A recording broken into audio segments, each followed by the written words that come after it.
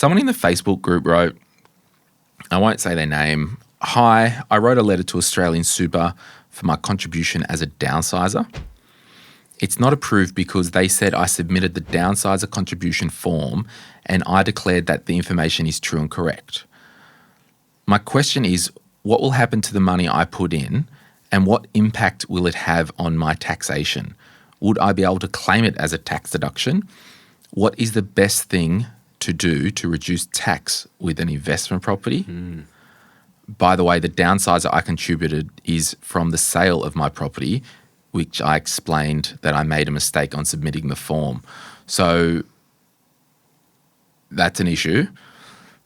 And this is the problem and the danger with Facebook groups, this podcast and all that. We are throwing out bits of information in silos. A little bit of lost in translation can royally F you right up. So that's right. It's really hard to bring awareness to people listening in Facebook group. We can give you the puzzle pieces, but if you get it wrong, how to put them together. It's sometimes irreversible tax damage and all that.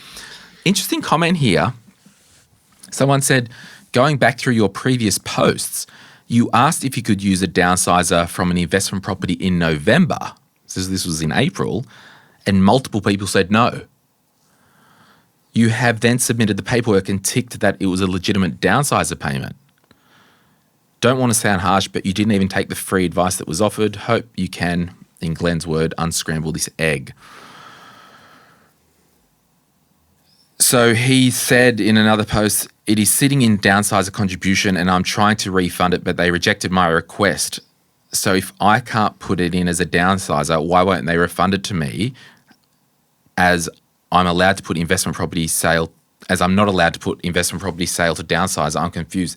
They're probably just seeing it as a non-concessional contribution. Yeah. Sorry, you put a non-concessional contribution in and you may have used some bring forward. Good luck unscrambling that. Yeah. You probably won't. And or by the time it is unscrambled, because some of this reconciliation from the trustees or from the ATO and their data match happens after the end of the financial year. So it may be 3, 6, 9 months later you get a determination saying you've done this, you shouldn't have, here's the money back, or we're going to reallocate it. That may not happen at all, but it may happen after. And you go, oh, can I reallocate it as a... No, that's gone. That went past 10 months ago. You can't re-put those funds back in. It's not a self-managed super fund, my friends. We can't backdate certain things. So, and it's probably connecting that a little to Michelle, which we've touched on a little bit, but what mistakes do we see? Some of that, people taking out too much and not be able to get it back in. Putting in $1 too much. So that limit, as mentioned, is $120,000 a year. If accidentally you put in $121,000, then what you've actually done is you've triggered the bring forward, whether you wanted to or not. So that means that for the next couple of years, you can only put $239,000 in. You can't do an extra $360 the year after. There's also a market timing risk of this, that while we've made it sound simple, there is paperwork and forms to do in that, okay, that's a withdrawal form, that's going to take a week to process the new application to go back in. Am I going back into accumulation phase? Am I going to pension phase? If I put it back in the pot that it's come from, you can mix it together. You can mix components. So back to the 500,000 example, if you take 360 out, put it back in, you're then going to end up with, 80% tax-free. If you want to do it again a couple of years later, you can't pick the components you're withdrawing out. Any withdrawal has to come out pro rata. So sometimes we do separate the funds, and this is your tax-free fund, that's your taxable fund. You took the words out of my mouth. So for broader estate planning, and, again, I'll sound like a broken record, but the value of advice is, we'll do a recon strategy and we'll put the adult children on this fund that's all tax-free. Oh, you've got new kids from a new marriage or whatever that are under 18. Or a spouse for a new spouse. Or a spouse, or that will keep their assets in this super fund that holds all the taxable components. And that's like, so a self-managed super fund, you do have the flexibility to, when you make withdrawals or whatever, to just flag what component it's coming from. But with retail world and industry super fund world, it's Yeah, so technically no with a super fund, practically yes. So the difference between a self-managed super fund and an industry fund is that in a self-managed super fund, in the same $1 million pot, you actually could have set up 2 or 3 or 4 different pensions. Yes. And so if you've done that, i.e. I retired and I've put $1 million in a pension phase and that's all taxable. I take 120,000 out, I put that back into the same pot. If it's an SMSF, you can start a new pension with the 120 and quarantine that one tax-free. Yeah. Then the next year you do the same, or you do 360, you can quarantine that. So, Yeah, but we're not saying everyone needs a self-managed super fund. no, it's a long way to shortcut. Yeah. If you've got one, that is a benefit of doing so, but the cost wouldn't weigh up the benefit of just doing that. But again, it comes down to, I suppose, the size or the funds. As mentioned, there's certain rules, there's limits. The limits do change, and so they have gone up. They could go down. There are different types, as mentioned. If you put it back in as a taxable component, then if you want to claim it back on tax, that's going to stay in the taxable portion. You can mix it up if you weren't intending to do so. Downsizer contributions are tax-free, which is good. So I've got a strategy we're doing now that we're going to double dip and do a downsizer and a recontribution. Ooh, I like when you talk dirty to me. To double dip. Even though it's not really new money going in, we're actually going to take taxable portions out to put back in as a downsizer. So in this case, there's 630,000 that we can change from taxable to tax-free within a couple of weeks with an SMSF, which is beneficial. That whole downsizer and retirement, those kind of 5 years either side, you can really get cute with some cool strategies. Yeah, particularly if you've got different age brackets. Again, another, I suppose, mishap or mistake, Michelle, if you have a high balance, can everyone put 360,000 in? No. If your total super balance is too high, but 1.7, 1.8 million, you're not allowed to put the whole 360,000 in. So if you took 360 out and a week later put 360 back in, because of your eligibility under the total super balance rules, and I won't get any more boring than that, you wouldn't be able to. So you would have breached that cap. They're going to refund you the money. You might not be able to get it back in. Then you're paying tax on that outside of super, blah, blah, blah. Proceed with caution. So just on that, when I said you can get cute with strategies, can you correct my memory?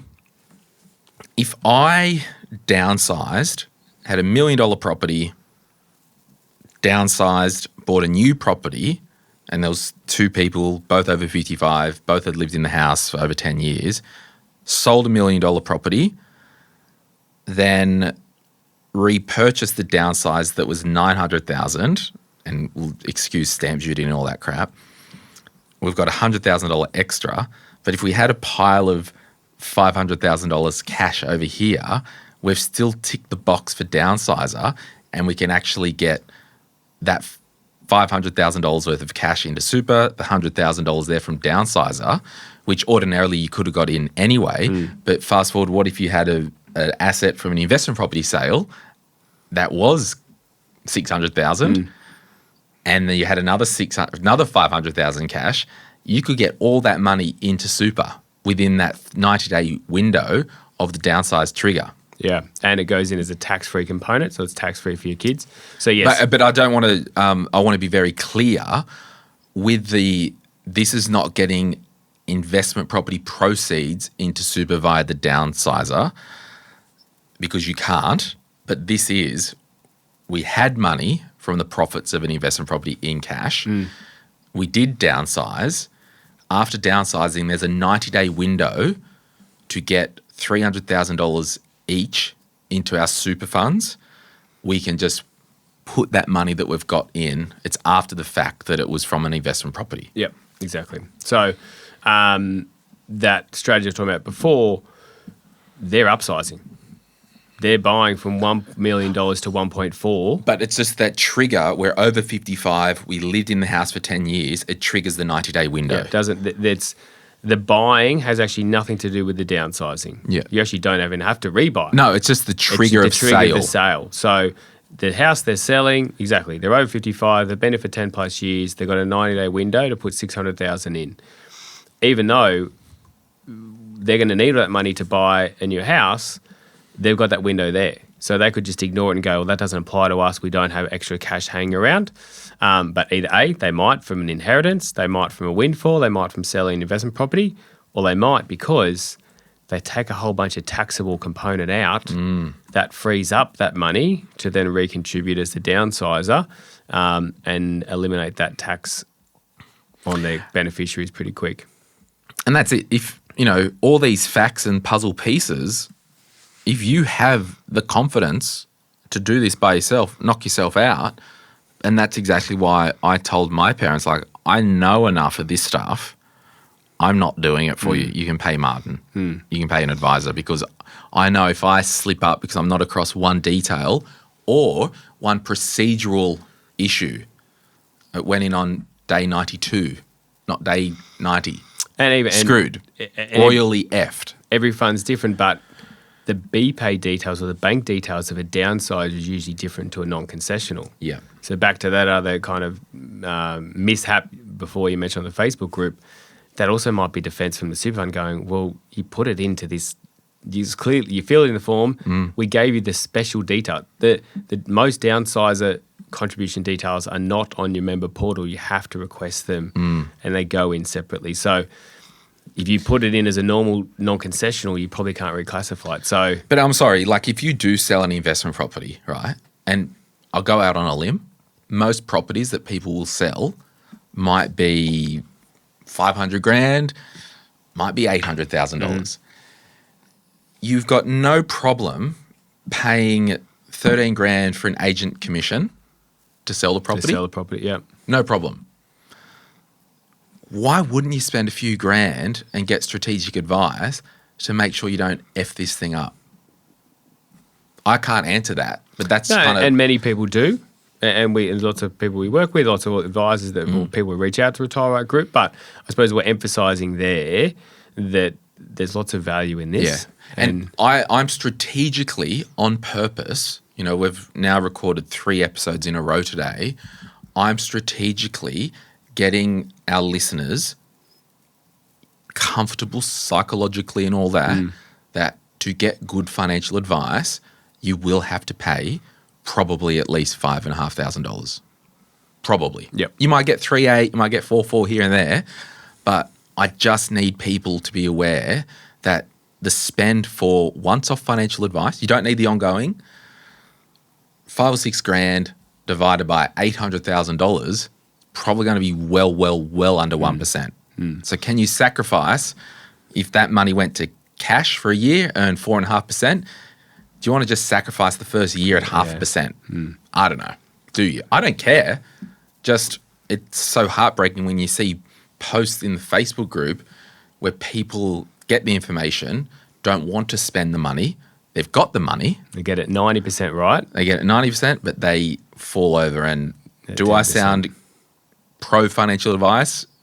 Yes. Am I? Yes. Yeah. And the only other thing to add to that is that, like you mentioned on a previous recording, is the supply and demand ratio is such as that anyone who reaches out to the Retire Right website, if you speak with a financial advisor and they say our minimum fees are $5,500 or $7,000 or whatever they are, if they see that there's not value to be added in your situation, they won't sell it to you. They will. Our business, anyone who would reach out to through the Facebook group or the website will say that, hey, because your circumstances, you actually you're on the right path. You're not making any call your mistakes. super fund; they'll be able to help with you. Yeah, maybe there's $1,000 to save there. It's not worth paying me $6 grand to save you $1,000. Just keep doing what you're doing. And I think that's the good thing to call out. Like anyone that's on my trusted panel, you know, I've got a handful of firms. Yours is one of them.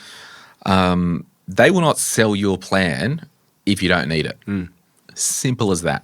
Yeah, in the nicest way. Most of the advisors on that panel are great advisors. And they're not desperate for. I need to earn $1 tomorrow.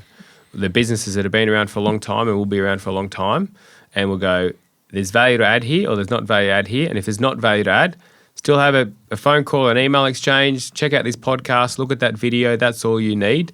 Come back to me when A or B or C happens. Yeah, or you've got your super fund there. You know, I'm just having a look at the schedule. Full disclosure. I think next week when you listen to this podcast, there's an episode sponsored by Aware Super. They're coming on to talk. It was a really cool chat, actually. They might just say, well, you got, good balance with Aware Super. Call them, get advice. They'll provide it as being a member. Like, it's all good. If they need to do more than some limited scope to the fund, they'll quote your fee. But I just want you to understand advice is worth it, and anyone that I recommend you to will not sell you a plan if you don't need it. Agreed. And you don't have to have ongoing advice. Simple as that.